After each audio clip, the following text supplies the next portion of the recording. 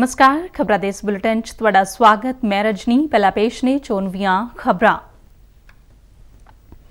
प्रधानमंत्री नरेंद्र मोदी ने गुजरात दी राजकोट नेड़े अटकोट विखे मल्टी स्पैशलिटी हस्पताल का उद्घाटन किया। प्रधानमंत्री ने कहा कि उन्हां दी सरकार ने अपने 8 साल के कार्यकाल दौरान सबका साथ सबका विकास और बेहतर प्रशासन राही गरीबां दे कल्याण लई अनेक काम कीते। प्रधानमंत्री नरेंद्र मोदी बल्कि अपने बहुत चर्चित प्रोग्राम मन की बात विच देशवासियों नाल अपने विचार साझे करनगे। आजादी का अमृत महोत्सव नूं समर्पित गतिविधि तहत मोगा जिले के पिंड टुड़ीके विखे उड़ना सिंह मिल्खा सिंह की विशाल पेंटिंग तैयार की जा रही है।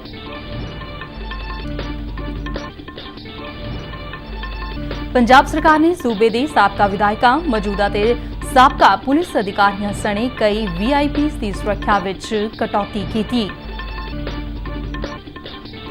केंद्रीय मंत्री अनुराग सिंह ठाकुर ने कहा कि यूनिवर्सिटियां खेड गतिविधियों को उत्साहित करने विच वड्डा रोल अदा कर सकदियां ने। हुण खबरां विस्तार नाल। प्रधानमंत्री नरेंद्र मोदी ने कहा कि उन्होंने सरकार ने अपने कार्यकाल के 8 साल पूरे कर लेने। इस दौरान उन्होंने सबका साथ सबका विकास ते बेहतर प्रशासन राही गरीबां दे कल्याण लई अनेक काम कीते ने। नरेंद्र मोदी ने कहा कि राजकोट नेड़े अटकोट विखे पटेल सेवा समाज वालों संचालित 200 बिस्तरिया वाला मल्टी स्पैशलिटी हस्पताल सौराष्ट्र खेतर विच लोकां नूं विश्व पद्धरी सेहत सहूलतां अते उन्नत डॉक्टरी उपकरण उपलब्ध करवाएगा। हस्पताल के उद्घाटन समय प्रधानमंत्री ने कहा कि गुजरात विच सेहत सेवा खेतर दिन प्रतिदिन वधिया हो रहा है, जो आम लोकां लई बेहतरीन सेहत सेवावां यकीनी बनाएगा। उन्होंने कहा कि जदों लोकां दी कोशिश सरकार दी कोशिशां नाल जुड़दी है तां सेवा भाव शक्ति विच वाधा हुंदा है। ये हॉस्पिटल सौराष्ट्र में स्वास्थ्य सेवाओं को और बेहतर बनाने में मदद करेगा। जब सरकार के प्रयास में जनता का प्रयास जुड़ जाता है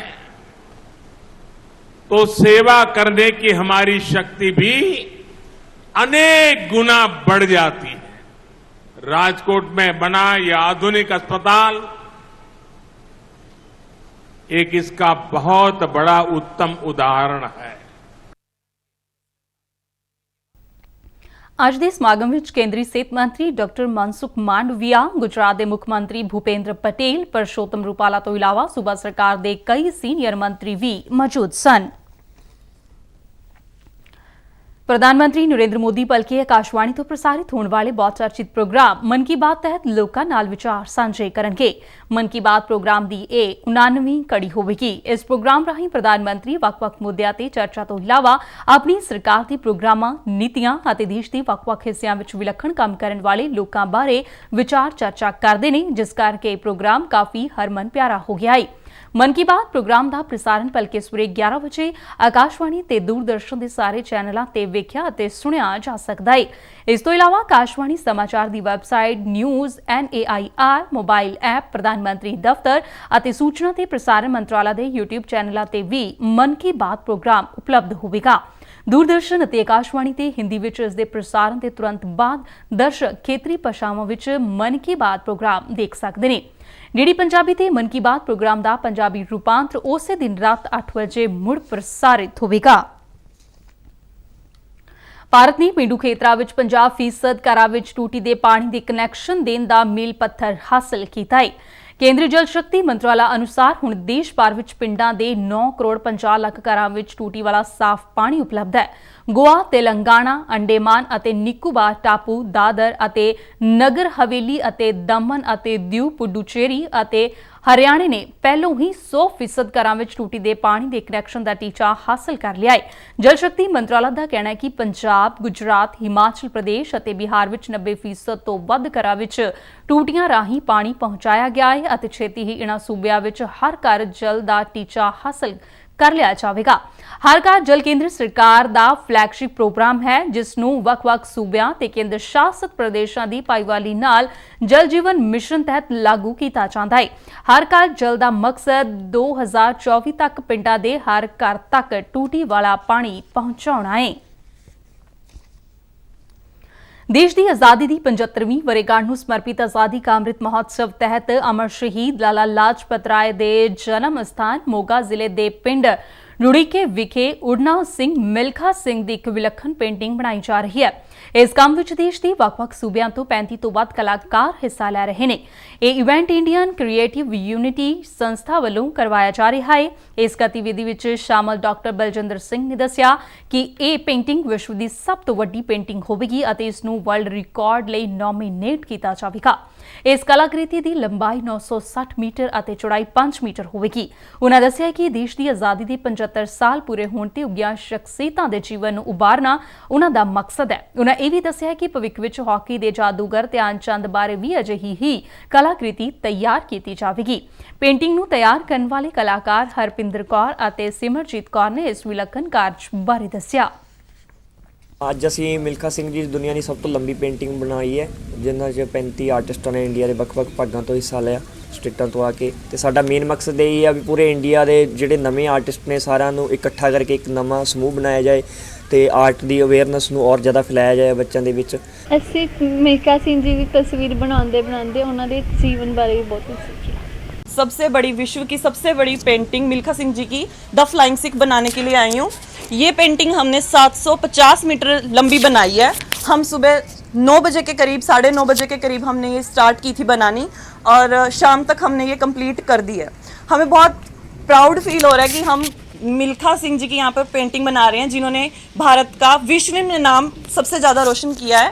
ये सबसे फास्टेस्ट मैन रहे हैं, सबसे कम टाइम पीरियड में इन्होंने जो नेशनल का रिकॉर्ड था वो ब्रेक किया था।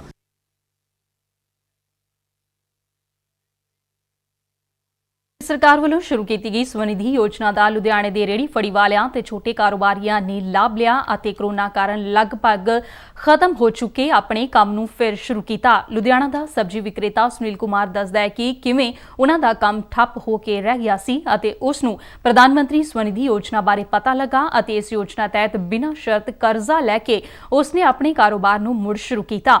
ਇਸੇ ਤਰ੍ਹਾਂ ਪਾਰਲਰ ਦੀ ਮਾਲਕ ਡਿੰਪਲ ਅਤੇ ਮਕੈਨਿਕ ਸਤਵੀਰ ਸਿੰਘ ਨੇ ਵੀ ਸਵਨਿਧੀ ਯੋਜਨਾ ਦਾ ਲਾਭ ਲਿਆ ਅਤੇ ਮੁੜ ਆਪਣੇ ਪੈਰਾਂ ਤੇ ਖੜੇ ਹੋਏ। ਪ੍ਰਧਾਨ ਮੰਤਰੀ ਸਵਨਿਧੀ ਯੋਜਨਾ ਦੇ ਨਾਲ ਲਾਭਪਾਤਰੀਆਂ ਨੇ ਕੇਂਦਰ ਸਰਕਾਰ ਦੀ ਇਸ ਸਕੀਮ ਨੂੰ बेहद लाहेवंद दस्या।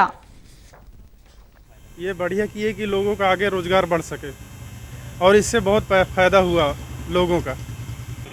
नहीं कोई कागज़ पत्र की ज़रूरत नहीं पड़ी। 10,000 रुपये देने का ऐलान किया है। बढ़िया किया है कि लोगों का आगे व्यापार बढ़ सके। बहुत वधिया फायदा होया। लॉकडाउन च काम नहीं सीगा ਤਾਂ ਗੌਰਮੈਂਟ ਨੇ 10,000 ਦਾ 2 ਦਿਨਾਂ ਤੱਕ ਲੋਨ ਪਾਸ ਕਰਨ ਦਾ ਦਿੱਤਾ ਤੇ ਬਹੁਤ ਵਧੀਆ ਘਰ-ਬਾਰ ਬਹੁਤ ਵਧੀਆ ਚੱਲ ਰਿਹਾ। ਮੈਂ ਆਪਣਾ ਪਾਰਲਰ ਦਾ ਕੰਮ ਸ਼ੁਰੂ ਕੀਤਾ ਨੇ। ਜਿਹੜਾ ਇਹ ਲੋਨ ਮਿਲਿਆ ਭਾਈ ਨੂੰ 2 ਦਿਨ 'ਚ ਮਿਲ ਗਿਆ ਤੇ ਸਾਰਿਆਂ ਨਾਲੋਂ ਵੱਡੀ ਗੱਲ ਇਹ ਆ ਇਹਦੀ ਕੋਈ ਗਰੰਟਰ ਦੀ ਲੋੜ ਨਹੀਂ ਕਿਸੇ ਚੀਜ਼ ਦੀ ਤੇ ਸਾਰਿਆਂ ਨਾਲੋਂ ਵੱਡਾ ਫਾਇਦਾ ਤਾਂ ਇਹ ਆ ਕਿ ਨਹੀਂ ਕਿਸੇ ਨੇ ਮਿਹਨਤ ਕਰਨੀ ਪੈਂਦੀ, ਉਹਦੀ ਗਰੰਟੀ ਪਾਉਣੀ ਪੈਂਦੀ ਸੀ, ਉਹਦੀ ਪਾਉਣੀ ਪੈਂਦੀ ਸੀ। ਇਸ ਚੀਜ਼ ਦਾ ਸਾਨੂੰ ਫਾਇਦਾ ਹੋਵੇ। ਗੌਰਮੈਂਟ ਨੇ ਬਹੁਤ ਵਧੀਆ ਕੰਮ ਕੀਤਾ। ਪ੍ਰਧਾਨ ਮੰਤਰੀ ਮੁਦਰਾ ਯੋਜਨਾ ਤਹਿਤ ਛੋਟੀਆਂ ਅਤੇ ਦਰਮਿਆਨੀਆਂ ਸਨਅਤਾਂ ਨੂੰ ਲੋਨ ਦੇਣ ਦੀ ਵਿਵਸਥਾ ਕੀਤੀ ਗਈ। ਇਸ ਸਕੀਮ ਤਹਿਤ 3 ਕਰਜ਼ਾ ਯੋਜਨਾਵਾਂ ਦਿੱਤੀਆਂ ਜਾਂਦੀਆਂ ਨੇ, ਜਿਨ੍ਹਾਂ ਵਿੱਚ ਸ਼ਿਸ਼ੂ, ਕਿਸ਼ੋਰ ਅਤੇ ਤਰੁਣ ਸ਼ਾਮਲ ਨੇ। ਸਨਅਤੀ ਸ਼ਹਿਰ ਲੁਧਿਆਣਾ ਦੇ ਕਾਰੋਬਾਰੀਆਂ ਨੂੰ ਇਸ ਯੋਜਨਾ ਦਾ ਕਾਫੀ ਲਾਭ ਮਿਲਿਆ ਹੈ। ਲਾਭਪਾਤਰੀ ਭੁਪੇਂਦਰ ਕੁਮਾਰ ਦੱਸਦਾ ਹੈ ਕਿ ਉਸਨੇ ਕਮਰਸ਼ੀਅਲ ਮੋਟਰ ਗੱਡੀ ਖਰੀਦਣ ਲਈ 5 ਲੱਖ ਦਾ ਲੋਨ ਲਿਆ, ਜਿਸ ਨਾਲ ਉਹ ਕਾਰੋਬਾਰ ਖੜਾ ਕਰਨ ਵਿੱਚ ਸਫਲ ਹੋਇਆ। ਇਸੇ ਤਰ੍ਹਾਂ ਇੱਕ ਹੋਰ ਛੋਟੇ ਕਾਰੋਬਾਰੀ ਦਵਿੰਦਰ ਕੁਮਾਰ ਨੇ ਵੀ ਮੁਦਰਾ ਯੋਜਨਾ ਦਾ ਲਾਹਾ ਲਿਆ। मैं पिछले महीने लोन लिया ही गड्डी लैनी सी, गड्डी काम वास्ते कमर्शियल गड्डी लैनी सी तो मैंने गड्डी चाहिए सी। तो मैं बैंक आया, गड्डी वास्ते पूछा लोन चाहिए सीगा। फिर बैंक वाले ने मुद्रा स्कीम बारे दसिया तो उन्होंने तो लोन लिया। मुद्रा स्कीम के अंडर काफ़ी आराम नाल लोन दिता तो वधिया दिता, कोई आराम नाल 2-4 दिन च दिता। कपड़े की दुकान करदा तो मैनू काम वधाउण वास्ते पैसे की जरूरत सी तो मैं मुद्रा लोन बारे सुनिया सी ते मैं इत्थे बैंक नाल कंटैक्ट किया तो बड़े ही मैनू आसानी दे नाल लोन प्राप्त होया ते बहुत ही इन्होंने घੱਟ कागज़ां दे विच ही मेरा लोन पास कर दिता है तो मैनू बहुत ही इस काम का फायदा मिला है कि मैं अपना कारोबार नू होर वधा सकिया हाँ। तो मुद्रा बैंक का बहुत ही धन्नवाद करदा जिन्होंने मैनू काम वधाउण वास्ते इन्होंने मेरा साथ दिता। ਸ਼ਹਿਰਾਂ ਦੇ ਵਿਕਾਸ ਅਤੇ ਇਨ੍ਹਾਂ ਨੂੰ ਨਵੀਂ ਦਿੱਖ ਦੇਣ ਲਈ ਕੇਂਦਰ ਸਰਕਾਰ ਵੱਲੋਂ ਅੰਮ੍ਰਿਤ ਯੋਜਨਾ ਸ਼ੁਰੂ ਕੀਤੀ ਗਈ। ਇਹ ਯੋਜਨਾ ਪੰਜਾਬ ਦੀ ਵੱਖ-ਵੱਖ 11 ਸ਼ਹਿਰਾਂ ਵਿੱਚ ਚਲਾਈ ਗਈ, ਜਿਸ ਸਦਕਾ ਲੋਕਾਂ ਨੂੰ ਸੀਵਰੇਜ ਪਾਣੀ ਦੀਆਂ ਸਹੂਲਤਾਂ ਦੇਣ ਦੇ ਨਾਲ-ਨਾਲ ਸ਼ਹਿਰਾਂ ਵਿੱਚ ਸੀਵਰੇਜ ਟ੍ਰੀਟਮੈਂਟ ਪਲਾਂਟ ਲਗਾਉਣ ਅਤੇ ਸ਼ਹਿਰਾਂ ਦਾ ਮੂੰਹ ਮੁਹਾਂਦਰਾ ਸੁਧਾਰਨ ਦੇ ਵੱਡੇ ਪੱਧਰ ਤੇ ਕੰਮ ਕੀਤੇ ਗਏ। ਜਲੰਧਰ ਸ਼ਹਿਰ ਵਿੱਚ ਸਮਾਰਟ ਸਿਟੀ ਅਤੇ ਅੰਮ੍ਰਿਤ ਯੋਜਨਾ ਤਹਿਤ ਕਈ ਪ੍ਰੋਜੈਕਟ ਸਿਰੇ ਚੜੇ, ਜਿਨ੍ਹਾਂ ਨੂੰ ਲੈ ਕੇ ਲੋਕ ਕਾਫੀ ਖੁਸ਼ ਨੇ। ਜਲੰਧਰ ਵਾਸੀ ਕਰਨ ਅਤੇ ਬਲਿਹਾਰ ਸਿੰਘ ਨੇ ਅੰਮ੍ਰਿਤ ਯੋਜਨਾ ਤੇ ਕੇਂਦਰ ਸਰਕਾਰ ਦੀ ਸ਼ਲਾਘਾ ਕੀਤੀ। ਮੋਦੀ ਜੀ ਦੁਆਰਾ ਸ਼ੁਰੂ ਕੀਤੀ ਗਈ ਅੰਮ੍ਰਿਤ ਯੋਜਨਾ, ਜਿਹਨੂੰ ਅਟਲ ਯੋਜਨਾ ਵੀ ਕਿਹਾ ਜਾਂਦਾ ਹੈ, ਬਹੁਤ ਹੀ ਫਾਇਦੇਮੰਦ ਸਾਬਿਤ ਹੋ ਰਹੀ ਹੈ ਸ਼ਹਿਰੀਆਂ ਲਈ। ਇਹਦੇ ਤਹਿਤ ਜਿਹੜੀ ਵੀ ਰੋਡਸ ਬਣ ਰਹੀਆਂ ਨੇ, ਪਾਈਪਸ ਕਨੈਕਸ਼ਨ ਮਿਲ ਰਹੇ ਨੇ, ਨਵੇਂ ਸੀਵਰੇਜ ਪਲਾਂਟ ਬਣੇ ਆ। ਪਹਿਲਾਂ ਰੋਡਸ ਦੇ ਉੱਤੇ ਪਾਣੀ ਕਿੰਨੀ ਦੇਰ ਤੱਕ ਖੜਾ ਰਹਿੰਦਾ ਸੀ। ਜਦੋਂ ਦਾ ਮਿਸ਼ਨ ਸ਼ੁਰੂ ਕੀਤਾ ਗਿਆ ਰੋਡਸ ਦੇ ਉੱਤੇ, ਹੁਣ ਕਾਫੀ ਦੇਰ ਹੋ ਗਈ ਸਾਨੂੰ ਪਾਣੀ ਖੜਾ ਨਹੀਂ ਮਿਲਿਆ। ਸੀਵਰੇਜ ਪਲਾਂਟਸ ਬਹੁਤ ਅੱਛੀ ਤਰ੍ਹਾਂ ਕੰਮ ਕਰ ਰਹੇ ਆ, ਰੋਡਸ ਨਵੀਆਂ ਬਣ ਰਹੀਆਂ ਨੇ, ਪਾਰਕਸ ਨਵੀਆਂ ਬਣ ਰਹੀਆਂ ਨੇ, ਕਾਫੀ ਫਾਇਦਾ ਹੋ ਰਿਹਾ ਜੀ। ਧੰਨਵਾਦ ਇਸ ਲਈ ਮੋਦੀ ਸਾਹਿਬ ਦਾ ਬਹੁਤ-ਬਹੁਤ। ਮੋਦੀ ਜੀ ਦੁਆਰਾ ਕੀਤੀ ਗਈ ਅਟਲ ਯੋਜਨਾ ਬਾਰੇ ਬਹੁਤ ਵਧੀਆ ਹੈ ਜੀ। ਉਹਨਾਂ ਨੇ ਸੜਕਾਂ ਬਾਰੇ ਨਿਰਮਾਣ ਕੀਤਾ, ਸੀਵਰੇਜ ਪਾਏ ਹੈ, ਜਿਨ੍ਹਾਂ ਕਰਕੇ ਪਾਣੀ ਰੁਕਦਾ ਨਹੀਂ ਹੈਗਾ ਹੁਣ। ਹੋਰ ਸਮਾਰਟ ਲਾਈਟਾਂ ਲੱਗ ਰਹੀਆਂ ਜਗ੍ਹਾ ਜਗ੍ਹਾ ਤੇ। ਰੇਲਵੇ ਸਟੇਸ਼ਨ ਵੀ ਅਪਗ੍ਰੇਡ ਕੀਤਾ ਹੈ, ਬਹੁਤ ਵਧੀਆ ਹੈ। ਲੋਕਾਂ ਬਾਰੇ ਸੋਚ ਰਹੇ ਆਮ ਲੋਕਾਂ ਬਾਰੇ। ਇਸ ਬਾਰੇ ਮੈਂ ਬਹੁਤ ਧੰਨਵਾਦ ਕਰਨਾ ਚਾਹਾਂਗਾ ਮੋਦੀ ਜੀ ਦਾ। ਪੰਜਾਬ ਸਰਕਾਰ ਨੇ ਇੱਕ ਹੋਰ ਵੱਡਾ ਕਦਮ ਚੁੱਕਦਿਆਂ ਸੂਬੇ ਦੇ ਸਾਬਕਾ ਵਿਧਾਇਕਾਂ, ਮੌਜੂਦਾ ਤੇ ਸਾਬਕਾ ਪੁਲਿਸ ਅਧਿਕਾਰੀਆਂ ਸਣੇ ਕਈ VIPs ਦੀ ਸੁਰੱਖਿਆ ਵਿੱਚ ਕਟੌਤੀ ਕਰ ਦਿੱਤੀ ਹੈ। ਇਸ ਤੋਂ ਇਲਾਵਾ ਸਰਕਾਰ ਨੇ ਕਈ ਧਾਰਮਿਕ ਆਗੂਆਂ ਦੀ ਸੁਰੱਖਿਆ ਵੀ ਘਟਾਈ ਹੈ। ਜਿਨ੍ਹਾਂ ਦੀ ਸੁਰੱਖਿਆ ਘਟਾਈ ਗਈ ਹੈ, ਉਨ੍ਹਾਂ ਵਿੱਚ ਸ਼੍ਰੀ ਅਕਾਲ ਤਖ਼ਤ ਸਾਹਿਬ ਦੇ ਜਥੇਦਾਰ ਗਿਆਨੀ ਹਰਪ੍ਰੀਤ ਸਿੰਘ, 3 ਮੌਜੂਦਾ ADGP ਤੇ ਡੇਰਾ ਮੁਖੀ ਸ਼ਾਮਲ ਨੇ। ਸਰਕਾਰ ਨੇ ਡੇਰਾ ਰਾਧਾ ਸੁਆਮੀ ਬਿਆਸ ਦੀ ਸੁਰੱਖਿਆ ਤੋਂ 10 ਮੁਲਾਜ਼ਮ ਵੀ ਵਾਪਸ ਲੈ ਲਏ ਨੇ। ਮਜੀਠਾ ਤੋਂ ਵਿਧਾਨਕਾਰ ਗਨੀਵ ਕੌਰ ਮਜੀਠੀਆ ਦੀ ਸੁਰੱਖਿਆ ਚੋਂ 2 ਮੁਲਾਜ਼ਮ ਵਾਪਸ ਲਏ ਗਏ ਨੇ। ਪੰਜਾਬ ਦੇ ਸਾਬਕਾ DGP PC ਡੋਗਰਾ ਦੀ ਸੁਰੱਖਿਆ ਵਿੱਚੋਂ 1 ਮੁਲਾਜ਼ਮ ਵਾਪਸ ਲਿਆ ਗਿਆ ਹੈ। ਵਾਪਸ ਲਏ ਗਏ ਸਾਰੇ ਕਰਮਚਾਰੀ ਜਲੰਧਰ ਕੈਂਟ ਵਿੱਚ ਵਿਸ਼ੇਸ਼ DGP ਨੂੰ ਰਿਪੋਰਟ ਕਰਨਗੇ। ਕੁਝ ਦਿਨ ਪਹਿਲਾਂ ਵੀ ਪੰਜਾਬ ਸਰਕਾਰ ਨੇ ਕਈ ਸਾਬਕਾ ਵਿਧਾਇਕਾਂ ਦੀ ਸੁਰੱਖਿਆ ਵਿੱਚ ਕਟੌਤੀ ਕੀਤੀ ਸੀ। ਉਧਰ ਸ਼੍ਰੀ ਅਕਾਲ ਤਖ਼ਤ ਸਾਹਿਬ ਦੀ ਕਾਰਜਕਾਰੀ ਜਥੇਦਾਰ ਗਿਆਨੀ ਹਰਪ੍ਰੀਤ ਸਿੰਘ ਨੇ ਪੰਜਾਬ ਪੁਲਿਸ ਵੱਲੋਂ ਮਿਲੇ ਸਾਰੇ ਸੁਰੱਖਿਆ ਕਰਮਚਾਰੀ ਅਤੇ ਗੱਡੀਆਂ ਵਾਪਸ ਕਰ ਦਿੱਤੀਆਂ ਨੇ। ਇਸ ਦੀ ਜਾਣਕਾਰੀ ਖੁਦ ਜਥੇਦਾਰ ਵੱਲੋਂ ਦਿੱਤੀ ਗਈ ਹੈ। ਉਨ੍ਹਾਂ ਇਸ ਸੰਬੰਧ ਵਿੱਚ ਵੀਡੀਓ ਸੁਨੇਹੇ ਦੇ ਵਿੱਚ ਦੱਸਿਆ ਹੈ ਕਿ ਅੱਜ ਪੁਲਿਸ ਵੱਲੋਂ ਉਨ੍ਹਾਂ ਦੇ ਸੁਰੱਖਿਆ ਘੇਰੇ ਵਿੱਚ ਸ਼ਾਮਲ 3 ਪੁਲਿਸ ਕਰਮਚਾਰੀਆਂ ਨੂੰ ਵਾਪਸ ਸੱਦ ਲਿਆ ਗਿਆ ਸੀ, ਜਿਸ ਤੋਂ ਬਾਅਦ ਉਨ੍ਹਾਂ ਬਾਕੀ ਰਹਿ ਗਏ 3 ਸੁਰੱਖਿਆ ਕਰਮਚਾਰੀ ਵੀ ਵਾਪਸ ਭੇਜ ਦਿੱਤੇ ਨੇ। ਉਨ੍ਹਾਂ ਕਿਹਾ ਕਿ ਉਨ੍ਹਾਂ ਦੀ ਸੁਰੱਖਿਆ ਵਾਸਤੇ ਸਿੱਖ ਨੌਜਵਾਨ ਹੀ ਕਾਫੀ ਨੇ। ਇਸੇ ਤਰ੍ਹਾਂ ਤਖਤ ਸ਼੍ਰੀ ਕੇਸਗੜ੍ਹ ਸਾਹਿਬ ਦੇ ਜਥੇਦਾਰ ਗਿਆਨੀ ਰਗਬੀਰ ਸਿੰਘ ਨੇ ਵੀ ਅੱਜ ਸਰਕਾਰੀ ਸੁਰੱਖਿਆ ਵਾਪਸ ਕਰਨ ਦਾ ਐਲਾਨ ਕਰ ਦਿੱਤਾ। ਉਨ੍ਹਾਂ ਆਪਣੀ ਸੁਰੱਖਿਆ ਵਿੱਚ ਤੈਨਾਤ ਪੰਜਾਬ ਪੁਲਿਸ ਦੇ ਮੁਲਾਜ਼ਮਾਂ ਨੂੰ ਆਪੋ ਆਪਣੇ ਹੈੱਡਕੁਆਰਟਰਾਂ ਤੇ ਜਾਣ ਲਈ ਕਹਿ ਦਿੱਤਾ ਹੈ। ਇਸ ਸੰਬੰਧੀ ਗਿਆਨੀ ਰਗਬੀਰ ਸਿੰਘ ਨੇ ਕਿਹਾ ਕਿ ਉਨ੍ਹਾਂ ਨੂੰ ਸਰਕਾਰੀ ਸੁਰੱਖਿਆ ਦੀ ਕੋਈ ਲੋੜ ਨਹੀਂ ਹੈ, ਉਹ ਸਵੈ ਰੱਖਿਆ ਕਰਨ ਦੇ ਸਮਰੱਥ ਨੇ। ਭਾਰਤ ਪਾਕਿਸਤਾਨ ਸਰਹੱਦ ਤੇ ਇੱਕ ਵਾਰ ਫਿਰ ਪਾਕਿਸਤਾਨੀ ਡਰੋਨ ਉੜਦਾ ਦੇਖਿਆ ਗਿਆ, ਜਿਸ ਤੋਂ ਬਾਅਦ ਸਰਹੱਦ ਤੇ ਤੈਨਾਤ BSF ਦੇ ਜਵਾਨਾਂ ਨੇ ਡਰੋਨ ਦੀ ਦਿਸ਼ਾ ਵਿੱਚ ਫਾਇਰਿੰਗ ਕੀਤੀ, ਜਿਸ ਮਗਰੋਂ ਡਰੋਨ ਵਾਪਸ ਪਾਕਿਸਤਾਨ ਵੱਲ ਚਲਾ ਗਿਆ। ਜਾਣਕਾਰੀ ਅਨੁਸਾਰ ਅੱਜ ਤੜਕੇ ਕੋਈ 2:15 ਤੇ ਦੁਰਾਂਗਲਾ ਖੇਤਰ ਅਧੀਨ ਪੈਂਦੇ ਚੌਤਾਰਾ ਚੌਂਕੀ ਤੇ ਇਹ ਡਰੋਨ ਦੇਖਿਆ ਗਿਆ। ਇਸ ਘਟਨਾ ਤੋਂ ਬਾਅਦ BSF ਦੇ ਜਵਾਨਾਂ ਨੇ ਸਰਹੱਦੀ ਜ਼ਿਲ੍ਹਾ ਗੁਰਦਾਸਪੁਰ ਦੇ 4 ਪੁਲਿਸ ਥਾਣਿਆਂ ਦੀ ਮਦਦ ਨਾਲ ਤਲਾਸ਼ੀ ਮੁਹਿੰਮ ਚਲਾਈ, ਪਰ ਇਸ ਦੌਰਾਨ ਕੋਈ ਸ਼ੱਕੀ ਵਸਤੂ ਨਹੀਂ ਮਿਲੀ। ਖੇਡਾਂ ਤੇ ਯੁਵਾ ਮਾਮਲਿਆਂ ਬਾਰੇ ਕੇਂਦਰੀ ਮੰਤਰੀ ਅਨੁਰਾਗ ਸਿੰਘ ਠਾਕੁਰ ਨੇ ਕਿਹਾ ਕਿ ਦੇਸ਼ ਦੀ ਹਰ ਯੂਨੀਵਰਸਿਟੀ ਸਪੋਰਟਸ ਕੈਂਪਸ ਬਣਾ ਕੇ ਅਤੇ ਖਿਡਾਰੀਆਂ ਨੂੰ ਸਿਖਲਾਈ ਦੇ ਕੇ ਦੇਸ਼ ਵਿੱਚ ਖੇਡ ਗਤੀਵਿਧੀਆਂ ਨੂੰ ਉਤਸ਼ਾਹਿਤ ਕਰਨ ਦੇ ਲਈ ਵੱਡਾ ਰੋਲ ਅਦਾ ਕਰ ਸਕਦੀ ਹੈ। ਅੱਜ ਪੁਣੇ ਵਿੱਚ ਸਾਵਿਤਰੀਬਾਈ ਫੂਲੇ ਯੂਨੀਵਰਸਿਟੀ ਦੇ ਕੈਂਪਸ ਵਿੱਚ ਖਸ਼ਾਬਾ ਯਾਦਵ ਸਪੋਰਟਸ ਕੰਪਲੈਕਸ ਦੇ ਉਦਘਾਟਨ ਸਮੇਂ ਬੋਲਦਿਆਂ ਉਨ੍ਹਾਂ ਕਿਹਾ ਕਿ ਦੇਸ਼ ਦੇ ਪ੍ਰਧਾਨ ਮੰਤਰੀ ਨਰਿੰਦਰ ਮੋਦੀ ਨੇ ਵੱਖ-ਵੱਖ ਖੇਡਾਂ ਦੇ ਐਥਲੀਟਾਂ ਦੀ ਹੌਸਲਾ महान शख्सियत जिन्होंने हेल्थ की ओलंपिक्स में भारत को पहला कोई इंडिविजुअल मेडल जीतने का गौरव किसी को प्राप्त हुआ था तो किसी और को नहीं, KD जाधव जी को ही हुआ था। 400 एकड़ से बड़े इस यूनिवर्सिटी के कैंपस में 27 एकड़ भूमि केवल स्पोर्ट्स कॉम्प्लेक्स के लिए रखी गई है और ये शानदार स्पोर्ट्स कॉम्प्लेक्स जो बनकर तैयार हुआ है उसके लिए माननीय कुलगुरु जी आपको, काले साहब आपको, आपकी पूरी टीम को, राजेश जी बाकी टीम को मैं बहुत बहुत बधाई और शुभकामनाएं भी देता हूं और इसलिए भी धन्यवाद करना चाहता हूं कि आप लोगों ने इसको किसी और के नाम पर नहीं, आदरणीय KD जाधव जी के नाम पर रखने का निर्णय लिया है। इसके लिए मैं आपको बहुत बहुत साधुवाद और आपका बहुत बहुत धन्यवाद करता हूं। इस मौके अनुराग सिंह ठाकुर ਵੱਲੋਂ ओलंपिक्स ਦੇ ਕੁਸ਼ਤੀ ਖਿਡਾਰੀ ਖੁਸ਼ਾਬਾ ਯਾਦਵ ਅਤੇ स्वामी विवेकानंद ਦੇ ਆਤਮਕਥ ਬੁੱਤਾਂ ਤੋਂ ਪਰਦਾ ਹਟਾਉਣ ਦੀ ਰਸਮ ਵੀ ਨਿਭਾਈ। ਇਸ ਦੇ ਨਾਲ ਹੀ ਖਬਰਾਂ ਦਾ ਇਹ ਬੁਲੇਟਿਨ ਖਤਮ ਹੋਇਆ। मैं स्टूडियो तो मास्क लगा के बाहर जा रही हाँ, तो तुसी भी घरों बाहर निकलने लगे मास्क जरूर पहनो। दिओ आग्या, नमस्कार।